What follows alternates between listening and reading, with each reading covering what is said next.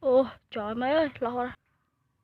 trời bà ơi mấy ơi liên khăn á việc đây sớm lo lịch lập ở đây mấy ơi con nè lịch lập ở đây mấy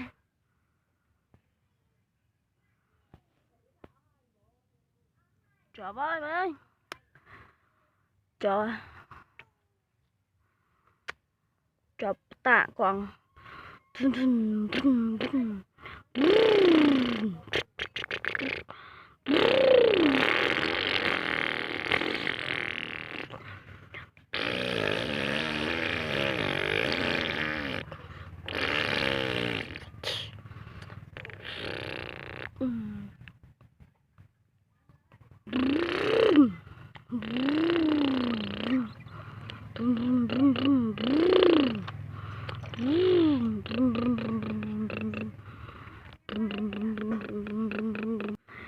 hay là dùng vô tractor đón này mày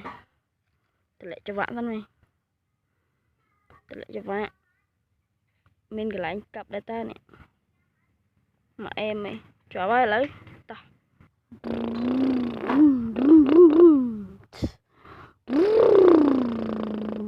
rừng vàng đó cho bạn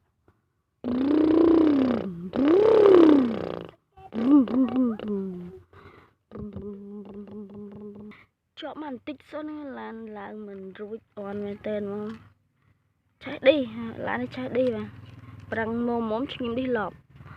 và là vô mấy răng tới nè đây anh chạy nè người lực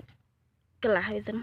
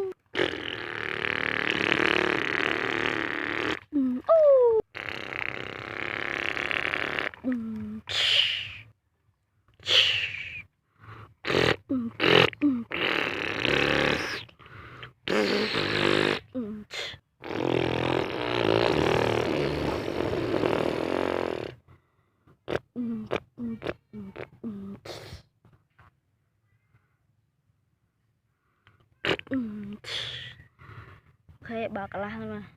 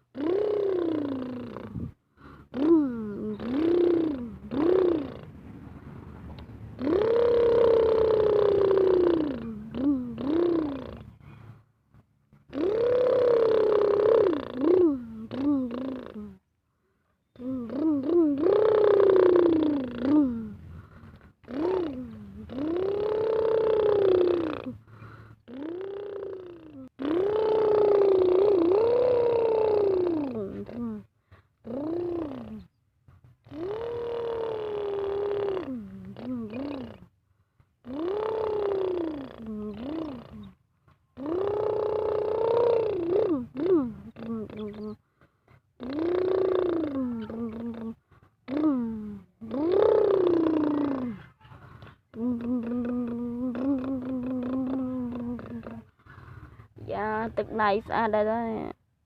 ស្មើចាញ់បាទអូខេមានប៉ុណ្្នឹងហើយវីដេអូនេះសូមជួបគ្នានៅវីដេអូក្រោយបាទសូមអរគុណសម្រាប់ការតាមដានរហូតដល់ចប់អរគុណច្រើនបាយបាយ